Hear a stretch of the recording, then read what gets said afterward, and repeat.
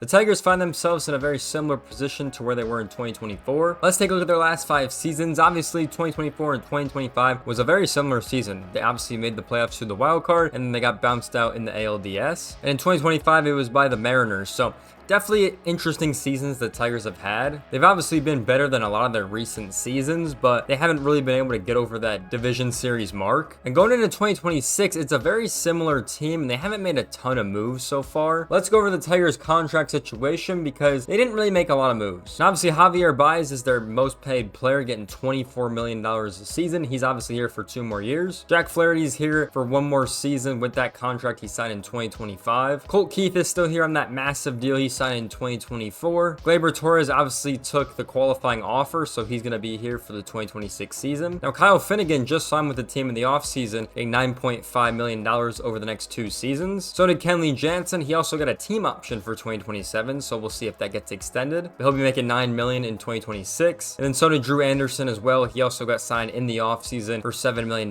with a team option in 2027. And while I was editing this video, the Tigers also signed Flammer Valdez as well to a 3-year, $115 million contract, which means he's getting paid $38.3 million a year, which is just crazy for that amount of AAV, but this is a pretty significant signing for the Detroit Tigers. The thing about the Tigers, this isn't a team that spends a lot of money that often, so for a deal like this, it's actually pretty crazy for them. And obviously, it gives a great case for Tarik Skubal when he comes a free agent in the offseason in 2027. But yeah, this was also a pretty big signing I wanted to put in this video as well. They've only really made 4 moves in the offseasons besides for the trades and things like that, and then everyone else is in arbitration on this team. So currently, Baseball Reference has them at $146.2 million, which if we take a look at what they spent in 2025, it was $178 million. So definitely very similar on what they spent last year. So once again, we'll see how much they do end up spending, but it should be very similar. Now let's take a look at the Tigers roster because once again, it is very similar. Let's start with this rotation. Obviously, Tarik Skubal,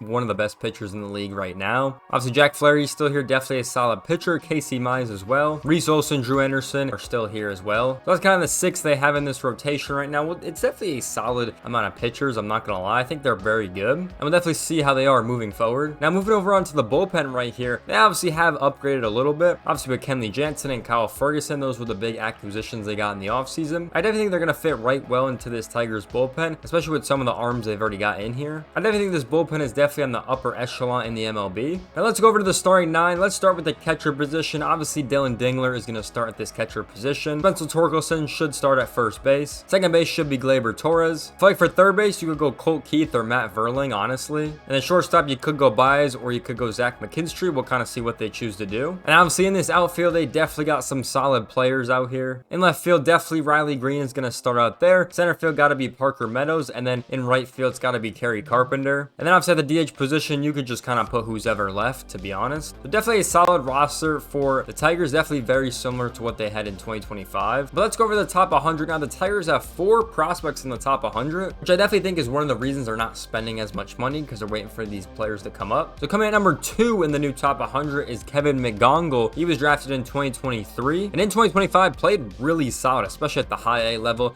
Batted a .305 across the whole season. Played in 88 games at the A level, the high level, and the double A level. Obviously doing the best at the high level, and then he goes to double A and bats a .250, which isn't horrible at all. So definitely a solid player, and we're definitely going to see how his development moves forward. He is an ETA 2026, which I kind of find pretty unlikely, but we'll kind of wait and see. But when your average is a .308 in your first 3 minor league seasons, it's definitely a good sign. So we'll see how he does moving forward. Coming at number 10 in the top 100 is going to be Max Clark. Now he was obviously drafted in 2023 in the first round. And in 2025, he played at the high level and the double A level, and he batted a .271 across that season. So definitely some solid stats in high A, and then it definitely dips a little bit in double A. Overall, definitely some impressive seasons he's been putting up. Once again, he's an ETA 2026, but once again, with these stats, I find it very unlikely just because he hasn't played triple A yet, and we haven't really seen him in spring training or the spring breakout that much. So we'll definitely wait and see on Max Clark, but definitely going to be an exciting talent once he gets to the league. Now coming at number 35 is going to be Bryce Renier. Now he was drafted in 2024 in the first round. Now he only got to play 35 games in 2025, but he batted a .288 and played pretty well. I don't know if he got injured or something like that happened, but this is really all he played. His first time playing professional baseball, definitely looked very well. 288 season's definitely solid, but definitely needs a lot more games under his belt. He's currently ETA 2028, which definitely I think is possible, but we'll kind of wait to see what he does in 2026. And the last prospect that the Tigers have is at number 40, Jose Bricio. Now, he was signed in 2022 with the Tigers. And in 2025, he played at that high level and the AA level, but obviously not really having a good time at the AA level. Batting at 332, and then obviously played a lot better at the high A level. And only got to play 100 games in 2025. So definitely interesting for him, and he's got a lot of time to develop. His ETA is 2027, so he's got a little bit of time to develop, but definitely should be getting up there with the amount of minor league seasons that he's been playing. We'll wait to see what he's like in 2026, but definitely going to need to see him at the AAA level some point. So those are the 4 players on the top 100 for the Tigers. Definitely some solid talent, and we're definitely excited to see them in spring training and the spring breakout this season. Going over my prediction on the 2026 Tigers, once again, I think it's going to be a very similar season to what they had in 2025, but obviously they've been very close to missing the playoffs multiple times. I mean, you look at 2024 was close, you look at 2025 it was close. A lot of these situations being on tiebreakers, so we'll definitely see what happens. You know, they were very similar to the Astros this season, almost out of the postseason. So I'll wait to see. I expect them to be competitive, but I expect them to be kind of right at the same where they are. And we'll kind of see it. I feel like they definitely had a shot to win the division in 2025, but they just had a really bad start to the second half of the season after the All-Star break, which definitely hurt their chances, and then Cleveland just got super hot. So we'll definitely wait and see what happens, but definitely got a shot to fight for a postseason position, whether that's through the division or through the wild card. But with that being said, what's your guys' thoughts on this Detroit Tigers team? Because it's definitely an interesting one. Let me know down below in the comment section. With that being said, make sure you guys follow me on all my socials. Follow me on X for all of our updates. Follow me on Instagram for all of our clips. If you guys want to talk more about MLB or MLB The Show, make sure you guys join the Discord down below in the description. And then definitely go check out the merch. We've been updating the site like crazy, and we're also going to be dropping some new designs in 2026, so stay tuned. With that being said, I hope you guys enjoyed today's video. Make sure you guys like, comment, subscribe. I'll see you guys in the next one. Peace out, everyone.